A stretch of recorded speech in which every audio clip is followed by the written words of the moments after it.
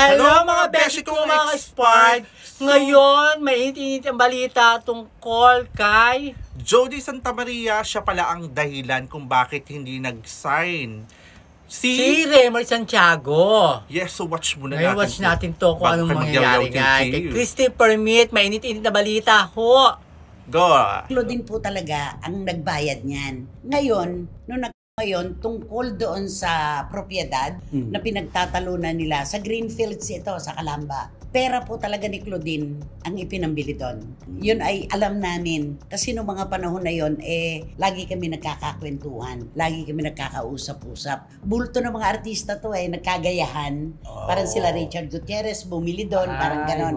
Parang imbitasyon sa ano. So si Claudine po talaga ang nagbayad niyan. Ngayon, nung nagkakaanuhan na po sila ng mga propiedad, nagkakanitan niya na. Dahil hiwalay na nga, pero hindi pa po annulled hanggang ngayon hindi pa po napapawalang bisa ang kanilang kasal hanggang ngayon. Meron pong MOA sila, Memorandum of Agreement. Nung humarap sila sa mediator, meron nang si Claudine na pipirmahan na lang ni Raymar na hindi na po hahabol si Raymar sa naturang propiedad. Hindi na niya hahabulin pa.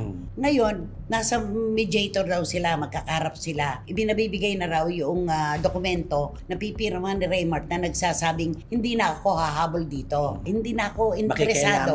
Wala na ako dyan. Labas na ako dyan. Bigla daw nag-ring ang telepono ni Raymar. Nakita daw nung mediator kung sino yung tumawag.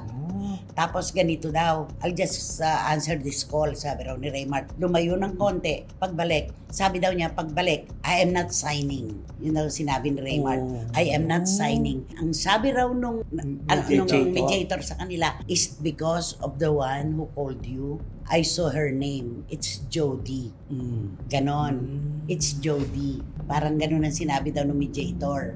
Kaya sabi daw, I am not signing, sabi raw ni Raymar. Kaya ngayon po, itong propiedad na to na naibenta na ni Claudine, nagre-reklamo natural yung nakabili. Dahil hindi nila mailipat sa pangalan nila. Dahil yung pong RD ng Laguna ay hinahanap ang pirma ni Raymar. Dahil conjugal pa rin tutuusin dahil di pa sila annulled. Ayun. Yun. Kaya pala yun ang hinahabol yung isang pirma na lang para matapos isang pirma lang para mailipat na talaga doon sa bumili yung propiedad. At saka bayad na. Full payment na. Eto nga, ang sabi nung bumili, kapag hindi nagawa ng paraan, ibabalik dapat ni Claudine yung pera na meron pang danyos, di ba? May danyos yun. May interest yun. At saka yung attorney's fees.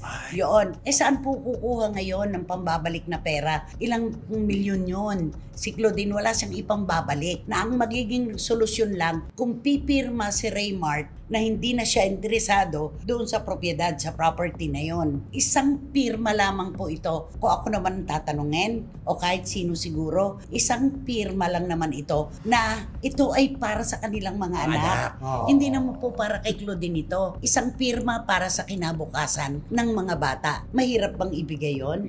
Isang pirma? Siyempre marami nagtatanong, bakit kaya ayaw pang pirmahan? Di ba? Yan yung mga tanong ngayon ng mga nagchat. Ang sabi nga ng broker, di ba? Ang sabi niya, parang iniipit si Claudine. Parang ayaw niyang pirmahan. Hindi natin alam kung ano ang rason ni Raymar kung bakit ayaw niyang pirmahan. Ano yung malalim na dahilan kung bakit ayaw niyang ibigay yung kanyang... Yes, and we're back mga beshi kong expired. At magbibigay kami ng reaction dahil kami ay may social responsibility. Ako ang inyong pambansang Sausawero at siya ang inyong Sausawera. At eto na nga, ano ang maisasuggest mo kay Miss Jody Santa Maria, partner? Yes, ang masasuggest ko lang kay Jody Santa Maria, manahimik kang babae ka. Kung tutusin, hindi pa nga sila divorce nakikisawsaw ka na kagad sa yaman ni Claudine Barreto. Ano ka ba, Jody Santa Maria? Tumigil ka sa illusion mo. Dahil hindi pa sila divorce. Kung tutusin, pwede kang kasuhan. Bigami.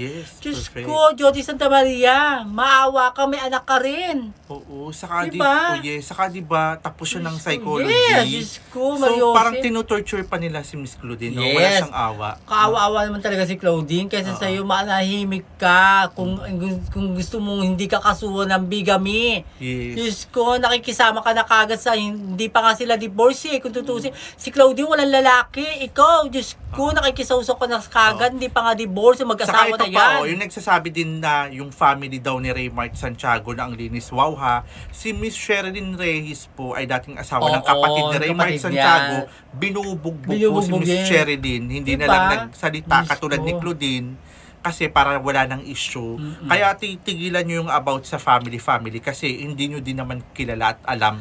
Pero yung may background din sila na nang Diyos bubugbog ko. yung kapatid Kaya niya. huwag kayo magmalinis mga Oo. Raymart. Diyos ko, manahimik kayo. Diyos ko, Yes. maawa kayo sa mga babae. Walang laban ng mga babae. Oo, saka sa Lalaki anak, no? kayo. Ano kayo mga bakla? Pumapatol kayo sa Yes. mga babae. Raymart, maawa ka. Mukhang pera, Diyos ko, magagamit, no? anak mo yun. Dugot laman mo yun. Maawa ka. Diyos Tama. ko, di ba? Ay, medyo na high blood na si partner. Yes, na-high blood ako sa ganyan eh. Kasi hindi, oo. Parang hindi siya lalaki. Mm. Diba? At ikaw naman, Mariosil. Jody Santa Maria, ayun, hintayin nyo na lang yung karma nyo. Yes, Kasi Diyos grabe yung ko. ginawa nyo kay Miss Claudine Barreto. Yes. Paalam na okay tayo, yan. partner. Yes, Yes, maalam ma'am. na sa inyo. Kayo na humusga kung ano masasabi ho ninyo sa mga komento namin. Okay, bye.